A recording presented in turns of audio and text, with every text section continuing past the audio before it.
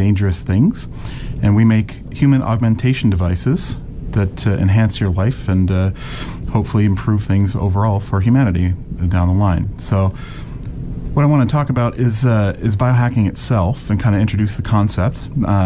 The word hacking has kind of negative connotations, but to me, really, the definition of hacking is that it's an unconventional approach to solving a problem or getting around an obstacle or achieving a goal. And so ideally, a hacker will use methodologies and tools that are so effective over conventional means that they become conventional. So the idea of a hacker is that they're always out on the edge. They're always improving things through their mentality and their methodology.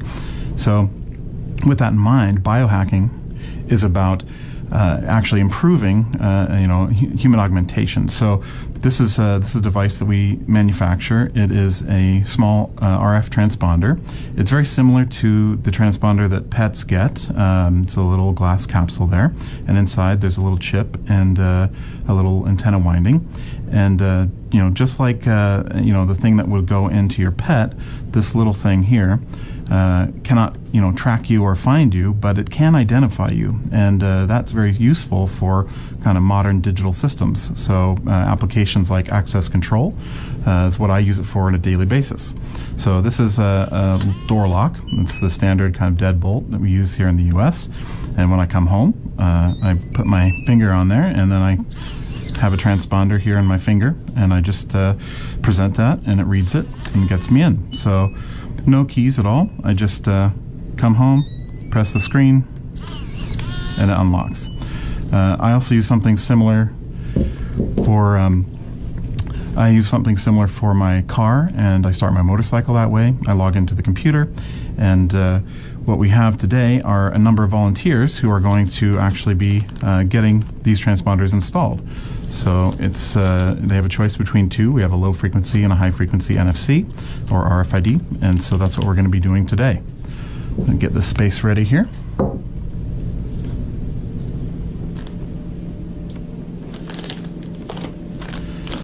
All right, come on over, volunteers.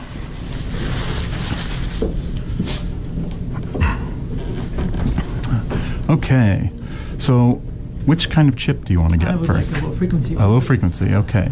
So that is our XEM. And tell us about yourself. What's your name? I'm Alexis. I already have a few other implants. Ah, okay. What do you have? I have another low frequency implant. Okay. And I cloned my work card into it. It's wonderful. Oh, excellent. So you have a work badge that you've copied that ID into, and now you don't use your work badge, you just use the implant? Okay. Yeah. And I have two magnets. One of them is from you. Ah, excellent. So, what are you going to use this implant for? I think that's going to be apartment. Oh, apartment. Okay. So you have one for work, one for home. Yep. Excellent. So I'm going to lay this field out here, and essentially, I'm going to take your hand and place it on it. And when I do that, don't move it. Just keep it still.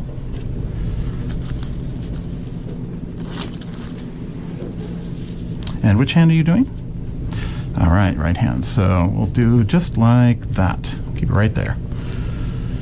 And I'm going to lay out the materials here. So everybody here understands that you are having a device installed into your hand today. This procedure has been created with medical doctors. We also have a surgeon on advisory board. And of course, the risks are infection, complications from infection, and of course, you could sneeze and die. So this is also a possibility of just breathing will bring that about. But living is dangerous, exactly. So essentially, one of the things I like to mention about this procedure is that it's actually safer than getting an ear piercing, because in an ear piercing, you get a piece of metal put through 2 holes in your body, and then your body has to sit there and heal around a piece of metal for days and days, and that's the risk of infection, right? You have an open wound. But this is over and done, and bleeding stops typically 5 to 10 minutes, and then the next day you can wash hands, take a shower, do whatever you need to do, and your risk of infection is basically brought to almost nothing. Okay, so this is chlorhexidine, and it's used in surgical skin prep. It's alcohol and a chlorhexidine molecule. Pretty good at killing bugs, so we're going to prep the area here. Give it a good scrub.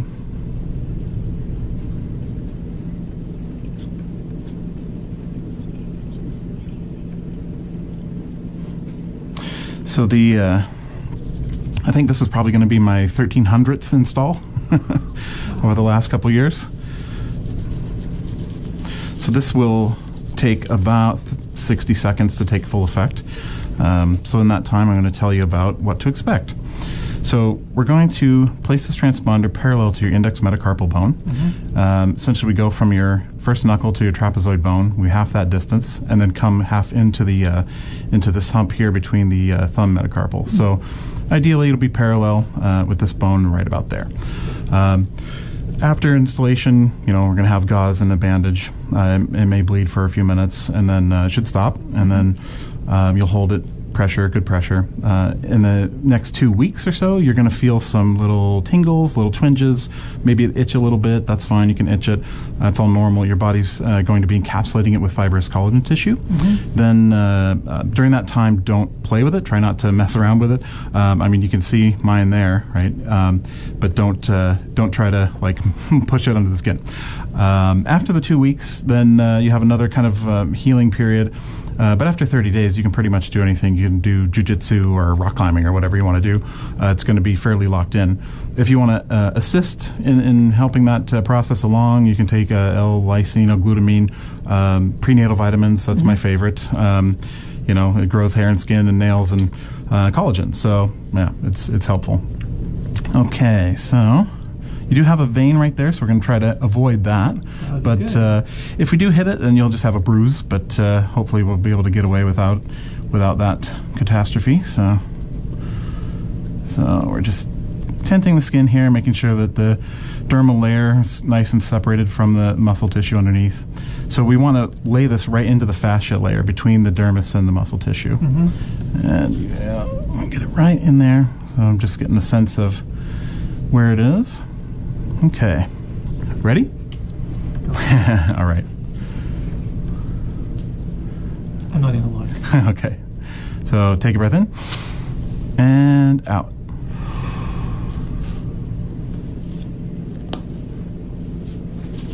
There we go. Ouch.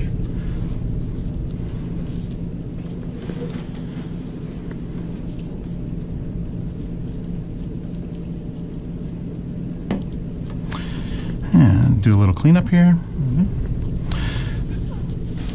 So we're just going to hold this here for a minute just to make sure everything's all good, stop bleeding.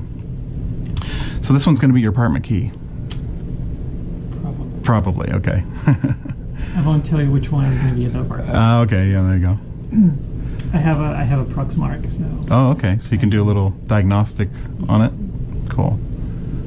Let's take a look here. Yeah, my I've had the XEM in here in the left hand since 2005, and I use that for pretty much everything because I had plenty of time to set up my world around it. And which mode do you use it in? It's in EM mode, and it's an actual EM chip, so it can't be changed. Oh, right. I heard about the accident of getting a programmable chip. Yeah, and so that actually happened mid-production of the XEMs, but this was before Dangerous Things was even a thing, right? I worked with a different company to get a sample of their devices that they made, and anyway, it's been in there, like I say, 11 years, and no complications, no issues. I use it for pretty much everything. I think my favorite thing is actually just the back door, because I go in and out of that thing like 20 times a day. And one of the things about it is what I find is that it's actually better for security because the convenience is so high. I mean, it's so easy to use that normally if you're going in and out of your door 20 times a day, you don't lock it because it's such a pain, right? But now I can go ahead and leave it locked, and getting in and out is no big deal. So it's very convenient. But the car, that's another one. That's another good one. I definitely enjoy being able to start my motorcycle and drive the car without keys. That's a nice that's feature. Definitely something that I would like to do. Yeah. Yeah, definitely. And the EMs are great for that because they're fairly simple. You know, they just have an ID number, and the hardware for creating access control projects is pretty cheap and available. So, yeah, vehicles, homes, computers, that kind of thing. Yeah, I pushed the patch to Proxmark There. repo. Oh, cool.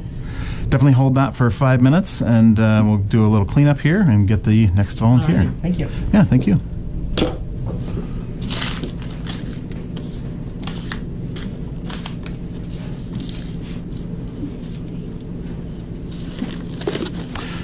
Hello. Hello, What's your name? Mel. Mao.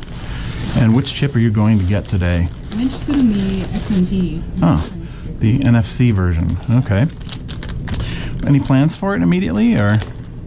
I can't wait to check it out to see Yeah? what I can do, to be honest. Just play with it? Yeah. Yeah. I chose the NFC because I have a smartphone. Yeah. And I can do some things with it. Yeah, it's definitely very helpful to have a phone that's NFC, and you can like program stuff on it. For a time, I had a Rickroll video installed on it, so that I'd say, "Hey, check this out." Totally. I'd show them the lock, and they would go, "Wow, that's cool. What else can it do?" And I'd let me see your phone, and I'd play a little Rickroll video for them. But business card, B card, that kind of thing. Business card would be, that's my first thought. Yeah. Yep. And which hand are you going to put it in? My left. Left. Okay. So you're going to need to point your knees that way and your bum that way. Okay.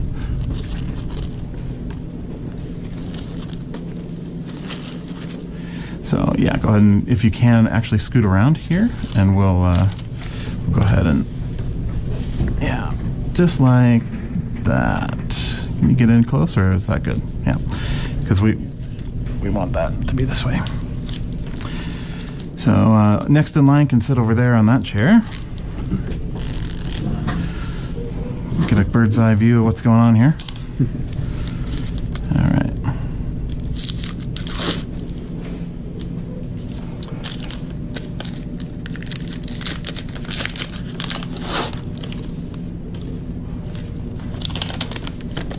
It's exciting. Yeah, the interesting thing about this is, we started in 2013, and at the time it was mostly, like hobbyists, electronics hobbyists, people that really kind of understood, oh, it's that chip and that thing, I'm going to build a thing, and over time, very short amount of time, just a kind of average person is starting to understand the benefits and the extremely low risk. I mean, less than a piercing and instant benefit, right? And so we're getting people that are just, they're contemplating, do I get a tattoo or a piercing, or maybe I get an implant? It's very, very long way for society to come in such a short amount of time, and I'm just excited to be on that forefront. It's pretty fun. All right, doing some prep here.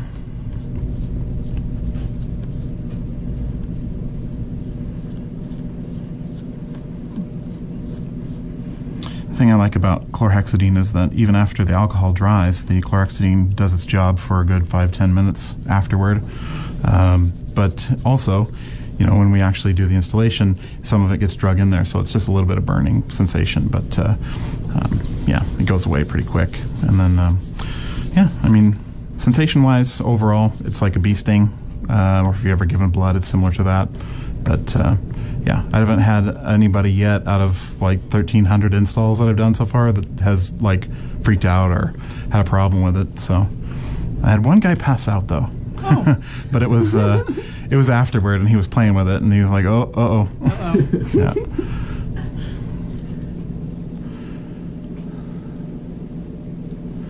All right, cool. Now we're going to give it a minute here to dry. So you heard the thing about no playing with it. Give it a good 2 weeks. Don't go to the gym. No heavy lifting. Give it time, and then after about 2 weeks, you can kind of do whatever you need to. Any normal sign of infection, redness, puffiness, pain, then call me and the doctor. And but like I said, thousands of installs. There hasn't been an issue. So, it's always good to keep an eye out for that kind of thing. It's getting there. It's getting tacky. This is the important part. Don't forget to take this off, because it's quite awkward if you're actually in there and then have to push the plunger. Hasn't happened to me, but some of our partners, we I can't be everywhere, so we partner with professional body piercers, and then we do a quick training, and they're already familiar with needles and aseptic procedure, and it just makes sense to partner with them. And but one of the things in documentation is don't forget to remove the safety, and usually the first one or two that they do, I forgot. And so they please hold, and they're trying to adjust it. Yeah. All right, here we go. Are you ready? Mm-hmm. All right. No, okay. Deep breath in and out.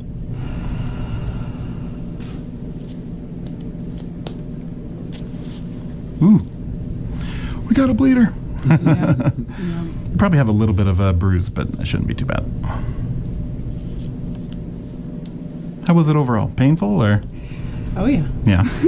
Are you feeling the burn? A little bit. Yeah.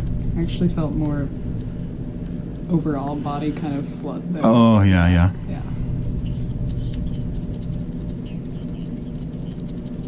I've had piercing implants before, so Okay. I was kind of expecting it. Yeah.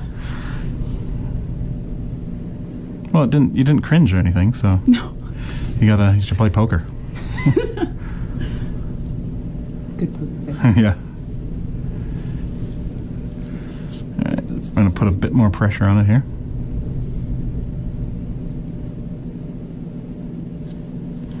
I'll put this over here. Boink. Put that in there. I'm going to... Much more now. Yeah? I'm going to move your hand just a little bit, and I'm going to do this first. I'll get a little cleanup. Yeah. Kind of gives it some excitement. Yeah. All right. Let's do a quick dabbing. Cool. And I'm going to stick you right over here. And if you want to take your finger, just hold pressure there. Cool. I'm going to put this over here.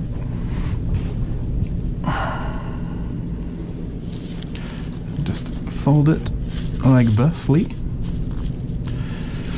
Okay, I'll do a little cleanup here, and then we'll get you set. That's my demo.